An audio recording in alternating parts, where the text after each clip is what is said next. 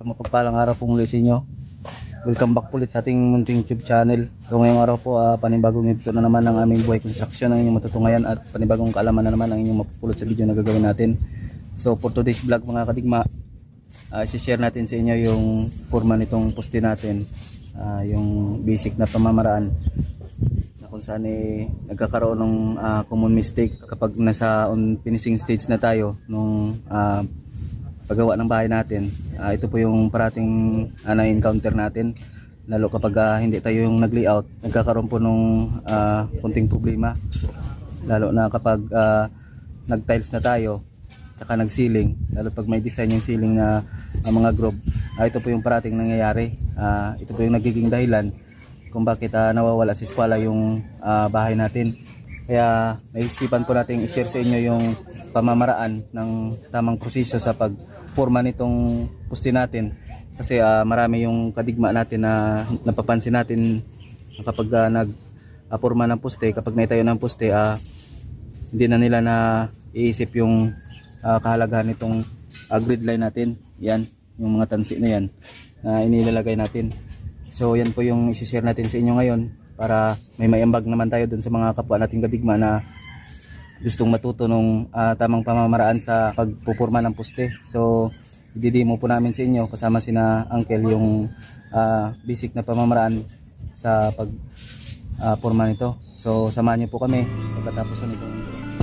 Pangabuhi TV halika, panoorin ang aming buhay, tara. So yan mga kadigma, welcome back ulit sa ating munting YouTube channel.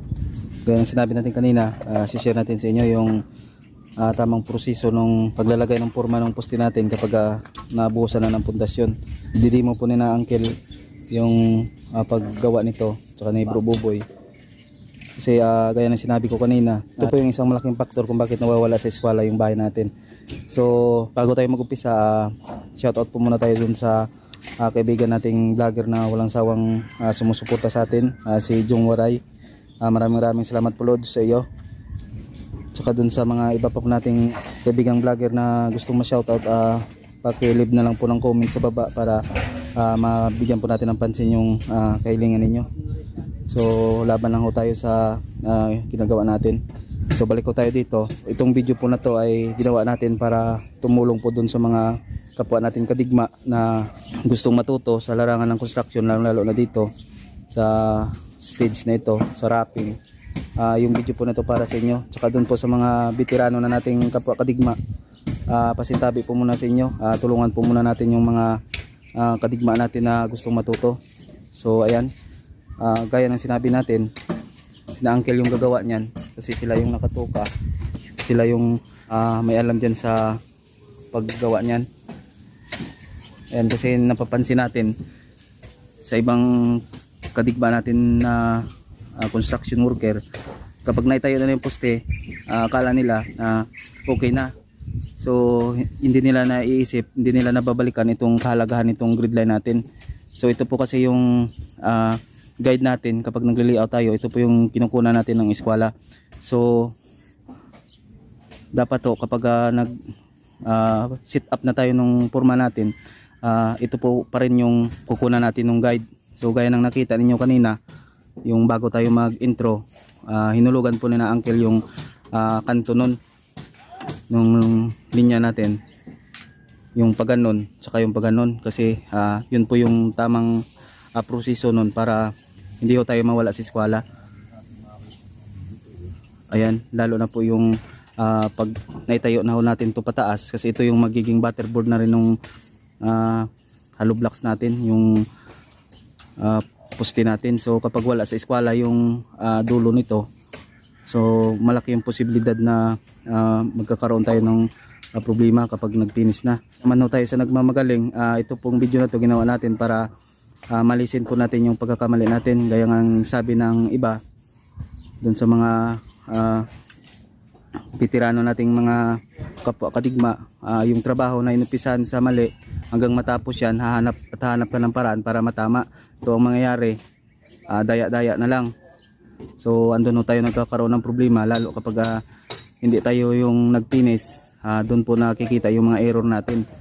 kapag daya-daya po yung gagawin. So okay lang naman yung gagawin nating pandaraya kung ikakaayos naman ng trabaho. So ang nangyayari lang kasi minsan dahil sa pandadaraya nawawala yung quality at lalong tumatagal yung trabaho. O gaya ng nakita nyo kanina, hinulugan ni Uncle yung dulo-dulo nito, yung isa dyan, hulog nyan, saka yung pinakakanto nya, saka ito, yung isa na to.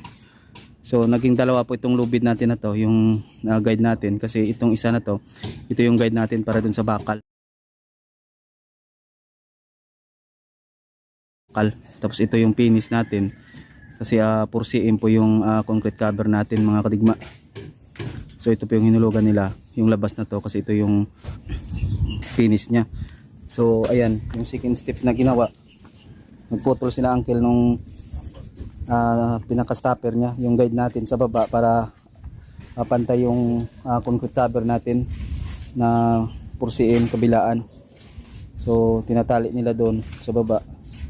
Ayan, para hindi gumalaw yung poste natin, yung pinaka-purma nya kapag naset na.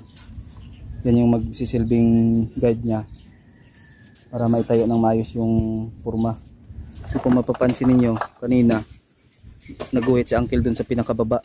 Yun yung magiging guide ng eskwela natin, para yung purpose nito kasi yung lubid natin na to sa taas.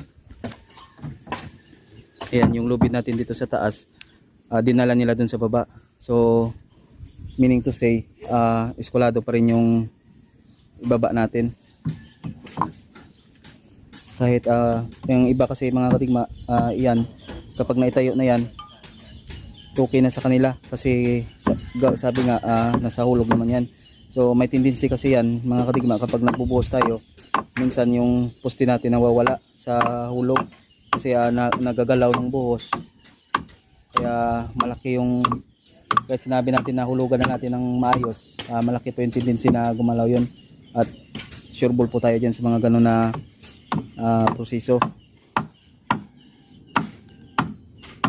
So ayan, napipix na ni Uncle yung isang side ng siding. So yung hulog po nito, yung finish natin, yun po yung loob ng plywood natin mga kadigma. Ayan. Tapos yung kanto nito, ito yung nag-eskwala na yan, yan rin yung kanto na yan. Yan yung kanto na yan pababa.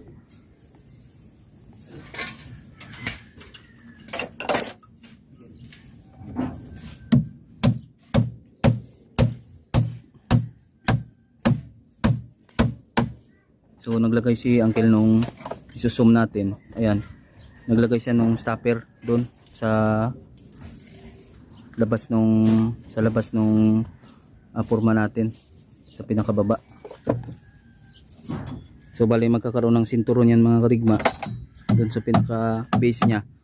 Yun yung magsisilbing guide, pa stopper na rin para sa pagbuhos.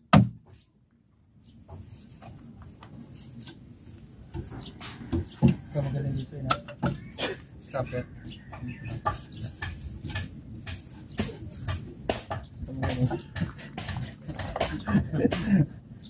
Ini na putay na.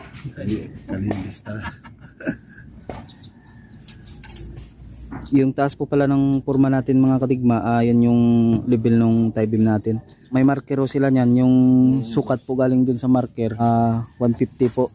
So kailangan pantay yung buhos natin ng tie beam para hindi tayo mahirapan kapag nag-sit up tayo ng bakal.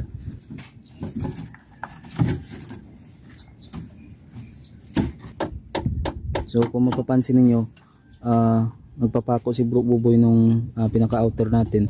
So yun yung magiging stopper niya. Yun yung magiging guide nung laki ng poste natin.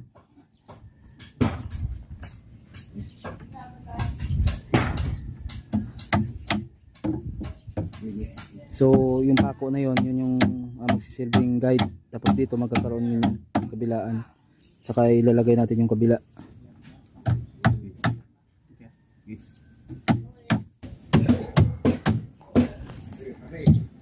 So ayan mga katigma, paglagay ng isa, susunod na natin yung kabila, isang side na to. Tapos yun, yung isa naman, magkakaroon na ng pako yun na guide para sa laki ng poste natin.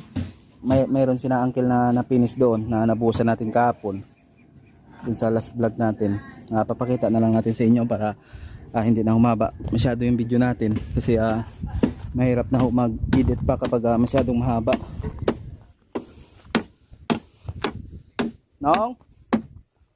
Say something, Nong. Say what? So tinatanggal ni Manong yung purma ng poste natin. Ito yung sinasabi ko. Yan.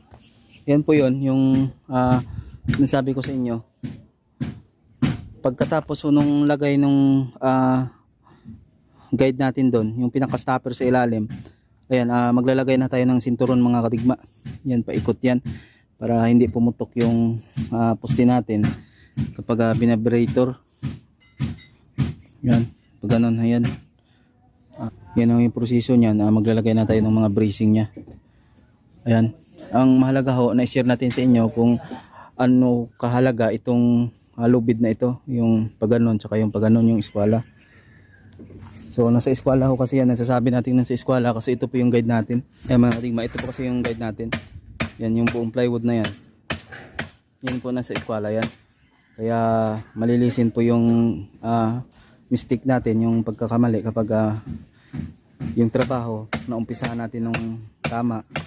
Hanggang matapos po yan, magkaroon man ng kunting problema, masusolusyonan agad natin. Ayan. So hindi na tayo kailangang lalaki pa yung problema. So yan ang humula ngayon mga kadigma. Naway may napulot po yung kalaman sa video na ginawa natin. Ayan. So tatapusin na natin itong video bago tayo maghuwalay. Papasalamat po muna tayo sa ating mga silent viewers, sa ating mga subscribers na wala sawang sumusuporta sa ating munting YouTube channel, at sa mga bago pa lang po na napadpad, at sa mga patuloy na nanonood na hindi pa nakapag-subscribe. Pindutin niyo po yung subscribe button, papindot na rin ang all sa notification bell para mag-updated kayo sa mga video na gagawin pa natin. So siyempre po, don't skip ads po tayo. Talo tayong ganahan sa ginagawa natin. So yan, yun lang po muna ng mga katigma. Maraming salamat po. Mabuhay po kayo at God bless you po sa inyong lahat.